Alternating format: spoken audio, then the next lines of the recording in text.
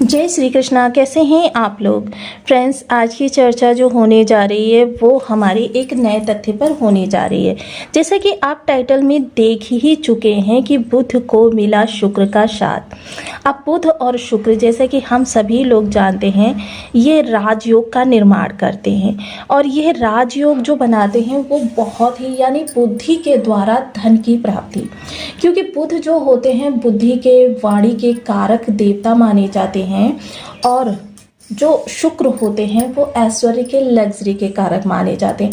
वहीं बुध से हम आपका फाइनेंस भी देखते हैं कि आपके पास लिक्विडिटी कैश या आपके बैंक में आपका फाइनेंस स्टेटस कैसा रहने वाला है। आर्थिक दृष्टिकोण से जो कि सरवाइव करने के लिए आपके पीछे से धन का आगमन हो रहा है वो किस स्तर का हो रहा है, किस बेसिस पर हो रहा है। तो जैसे कि हम सभी लोग जानते हैं कि इस समय आपके अष्टम स्थान पर सूर्य, बुध और केतु का प्रभाव बना हुआ है। अब देखिए यहाँ पर यदि देखा जाए तो केतु भी एक ऐसे ही प्लेनेट है जो जिस ग्रह के साथ होते हैं उसके समान अपने प्रभावों को परिभाषित करते हैं। अर्थात क्योंकि इनके पास सिर नहीं है, इनका धड़ है, तो इनके पास अपनी स्वयं की सोचने समझने की शक्ति नहीं होती है। अर्थात जिस ग्रह के साथ होते हैं उसके अनुसार ही ये प्रभाव अपने उत्पन्न करते हैं। वहीं दूसरी ओर बुध एक ऐसे ग्रह होते हैं जो फाइनेंस स्टेटस को आपके रिफ्लेक्ट करते हैं। फाइनेंशियल स्टेटस आपका किस तरीके से रहेगा, धन की आगमन कैसे होगा, धन आपका किस स्थान पर लिक्विडिटी जाएगी, ये सभी निर्धारण आपके बुधदेव के द्वारा ही किया जाता है।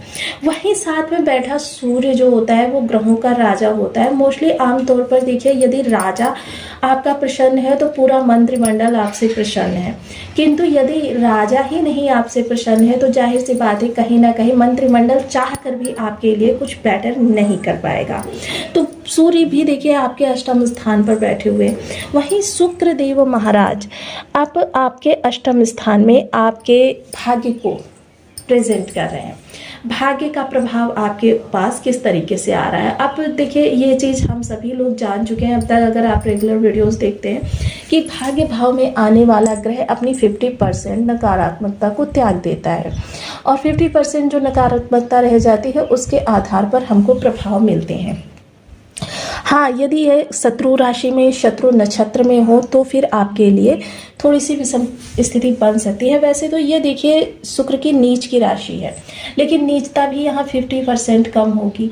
अब शुक्र को बुध का साथ मिलेगा, बुध को शुक्र का साथ मिलेगा। किस तरीके से मिलेगा, क्योंकि बुध देव आप अपना नक्षत्र परिवर्तन कर रहे हैं। बुध देव जो नक्षत्र परिवर्तन कर रहे हैं ये पूर्वा फाल्गुनी नक्षत्र में कर रहे हैं। पूर्वा फाल्गुनी नक्षत्र का स्वामी जो शुक्रदेव महाराज होते हैं। अब शुक्र और केतु का जो संबंध है वो देखिए बहुत ही महत्वपूर्ण है। जहां एक और राहु और शुक्र का संबंध जो होता है, शुक्र और केतु का संबंध जो होता है, इनकी दोनों की जैसे कि हम सभी लोग जानते हैं रिफ्लेक्शन है एक दूसरे का। ये तो बहुत ही महत्वपूर्ण प्रभाव इस समय पर परिवर्तित होने जा रहे हैं। लेकिन हाँ, थोड़ी सी सावधानियां भी जरूरी रहेंगी, क्योंकि ये अष्टम स्थान है। आपके 6, 8 और 12 को यूं ही नहीं त्रिभाव में रखा जाता है कि आपके लिए देखिए यहाँ पर कुछ ना कुछ सावधानियां हमको बरतनी होती हैं ग्रह से उत्तम प्रभाव प्राप्त करने के लिए। तो आज इसी विषय पर चर्चा करेंगे, क्योंकि बुध का जो ये परिवर्तन होगा ये 7 सितंबर तक रहने वाला है। इसके बाद में 7 सितंबर को बुध अपना राशि और नक्षत्र परिवर्तन एक साथ ही करेंगे, अपनी उच्च राशि में पहुंच जाएंगे बुधदेव महाराज। तो आइए जानते हैं अब वर्तमान में किस तरीके से हमको कौन सी सावधानियां बरतते हुए अपने लाभ को आगे लेकर जाना है। बने रहें हमारे साथ इस वीडियो में, एंड तक आपको बहुत कुछ जानने के लिए मिलेगा। वीडियो बहुत ज्ञानवर्धक होने वाला है।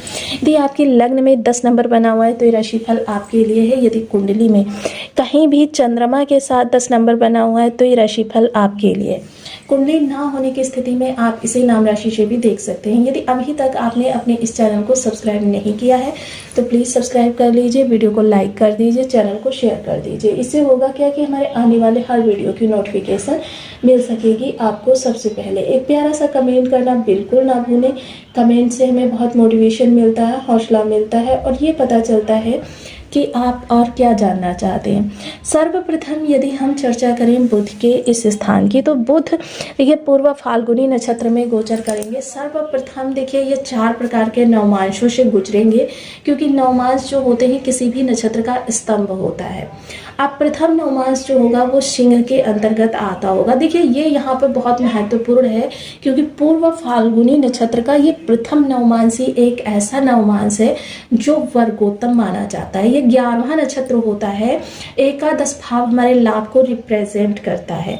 जाहिर सी बात है कि कहीं ना कहीं बुध इस समय आपके लाभ से भी जुड़ रहे हैं, तो बेहद महत्वपूर्ण ये चर्चा रहेगी, क्योंकि प्रथम तो ये एकादश नक्षत्र है जो कि कहीं ना कहीं आपके 11वें भाव को रिप्रेजेंट करता है।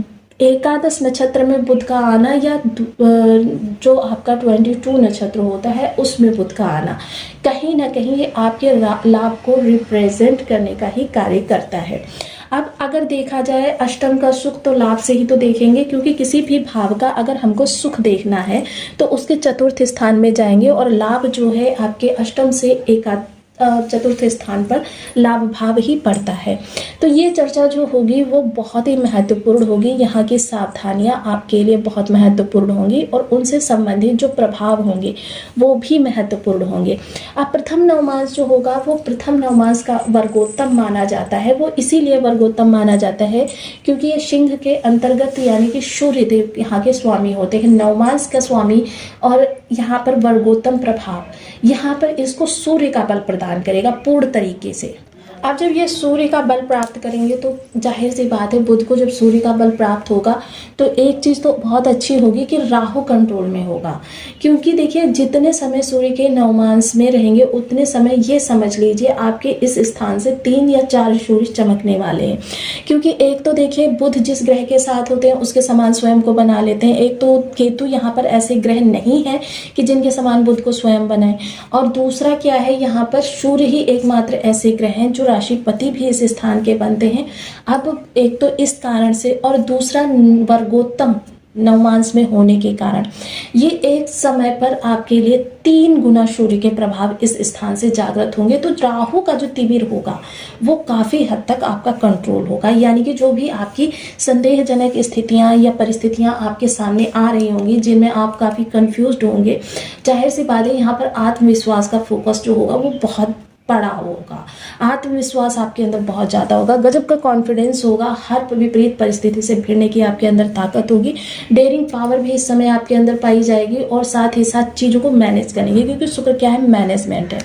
आप अपने घर में देखिए यदि आपके शुक्र अच्छे हैं तो आपका घर मैनेज बहुत अच्छा होगा, ऑफिस आपका बहुत अच्छा मैनेज होगा, कहीं भी कोई चीज़ मतलब आपकी इधर उधर बिखरी हुई नहीं होगी, और हर चीज़ किस स्थान पर होनी चाहिए इस चीज़ का आप बहुत अच्छे से ध्यान रखते होंगे।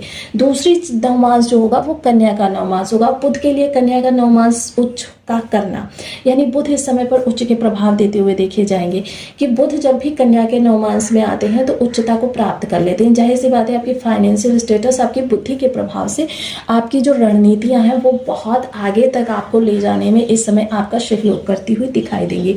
और वहीं बुध का जो ये 6 नंबर की राशि है ये कहीं ना कहीं आपके भाग्य से जुड़ी हुई है, क्योंकि भाग्य भाव में आपकी 6 नंबर की राशि बनी हुई है, जिस कारण से यहाँ पर जो धन का आगमन होगा उसमें बहुत हद तक आपके प्रयास जो होंगे 20 to 30% होंगे, और बाकी जो होगा वो आपके भाग्य के प्रभाव से आपके पास धन आगमन होता हुआ देखा जाएगा। पिता के साथ जो मिसअंडरस्टैंडिंग या किसी भी प्रकार के मतभेद बने हुए हैं या जिनको आप अभी तक सॉल्व कर पाने में सक्षम नहीं हो पा रहे हैं, वो सारी चीज़ें अब आपकी बहुत अच्छे से बेटर तरीके से परफॉर्म होती हुई देखी जाएंगी। और अब आप अगर देखा जाए तो कहीं ना कहीं आपका जो पिता के साथ रिलेशन है वो धीरे धीरे अब अच्छा होता हुआ देखा जाएगा। पिता और इस समय आपके धन का बहुत अच्छा कह सकते हैं ना कि एक कॉम्बिनेशन बनेगा कि आपके पिता की भी धन आगमन अच्छी होगी, ग्रोथ अच्छी होगी, और वहीं आपके धन का जो सोर्स है वो बेटर होगा, यानी कहीं पर से भी उसमें तिनके आ रहे होंगे, जो कि जैसे हम जानते हैं ना कि जब हम उपाय करते हैं उसके बारे में हम आपको बताते रहते हैं कि जैसे किसान खेत में जब बीज डालता है तो 4 माह बाद उसको वहाँ से प्रभाव प्राप्त होता है।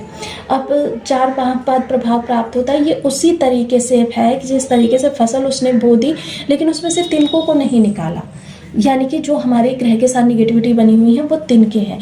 अब वो तिनके अगर उसका ध्यान ना रखा जाए तो तिनके बड़े हो जाते हैं, फसल को ढक लेते हैं, फलतः आपको उतना अच्छी फसल नहीं प्राप्त हो पाती जितना कि अगर आप तिनकों को निकाल देते और फसल आपकी अच्छे से डेवलप हो पाती और फिर उसके बाद आपका हार्वेस्ट अच्छा होता।